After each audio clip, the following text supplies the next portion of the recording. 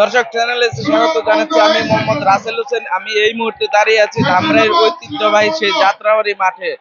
দর্শক, আজকে কিন্তু দীর্ঘ 17 বছর পর ঢাকা জেলা বিএনপির এই খোলা মাঠে এত বড় সমাবেশ।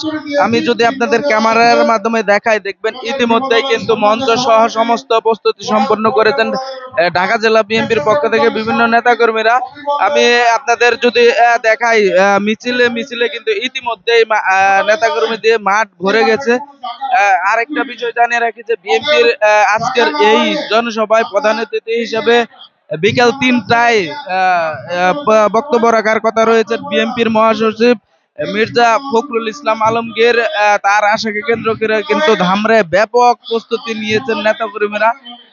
আপনি দেখতেই পাচ্ছেন বিভিন্ন পতাকা হাতে, দলীয় পতাকা, বাংলাদেশের পতাকা হাতে কিন্তু বিভিন্ন নেতাকর্মীরা এই ইতিমধ্যেই মাঠ কিন্তু কানায় কানায় পূর্ণ হয়ে গেছে। এই মাঠ আজকে আয়োজন ঘিরে প্রায় লক্ষাধিক লোকের সমাগম হওয়ার কথা রয়েছে। আমি আমি যদি ক্যামেরার মাধ্যমে আপনি দেখাই, দেখতেই পাচ্ছেন যে বিভিন্ন ভাইয়ের নামে কিন্তু নেতাকর্মীরা স্লোগান দিচ্ছেন।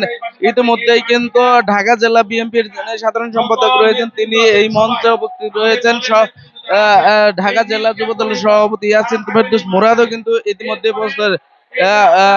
আপনারা দেখতে পাচ্ছেন যে বিভিন্ন নেতাকর্মী কিন্তু বিভিন্ন সময় বিভিন্ন ভাবে স্লোগান দিচ্ছেন। আর আইন শৃঙ্খলার বিষয় যদি বলি একটু, আমি ধামরাই থানা অফিসার ইনচার্জ মনিরুল ইসলামের সাথে কথা বলেছিলাম। তিনি আমাদের যেমনটি জানিয়েছেন, এই সমাবেশকে ঘিরে কিন্তু তারা 2 স্তরের নিরাপত্তা ব্যবস্থা করেছেন।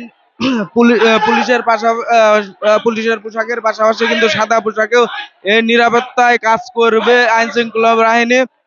আমি আমি আরেকটা বিষয় জানাই যে পুলিশ আজকের এই সমাবেশ ঘিরে কিন্তু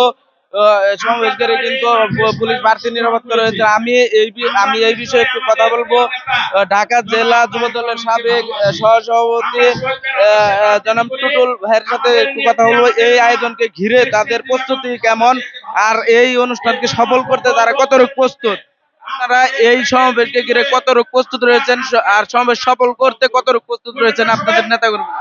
ধন্যবাদ। বাংলাদেশ জাতীয়তাবাদী দল এটি জনমানুষের দল, এটা বাংলাদেশের বৃহৎ দল।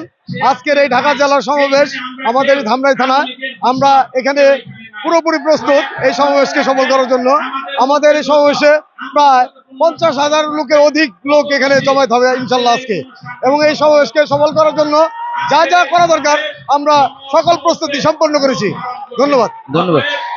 শুনছিলেন নেতাকর্মীরা বলছিলেন। আমি আরেকটা বিষয়, ধামরাইবাসীর প্রত্যাশা আজকে এই সমাবেশের মাধ্যমে ধামরাইবাসীকে বিএনপির মহাসচিব মির্জা ফখরুল ইসলাম একটি মেসেজ দিবেন। সেই মেসেজকে কেন্দ্র করে জানি ধামরাইয়ের রাজনীতি আরো গতিশীল পায়, এমনটাই প্রত্যাশা স্থানীয় নেতাকর্মীদের।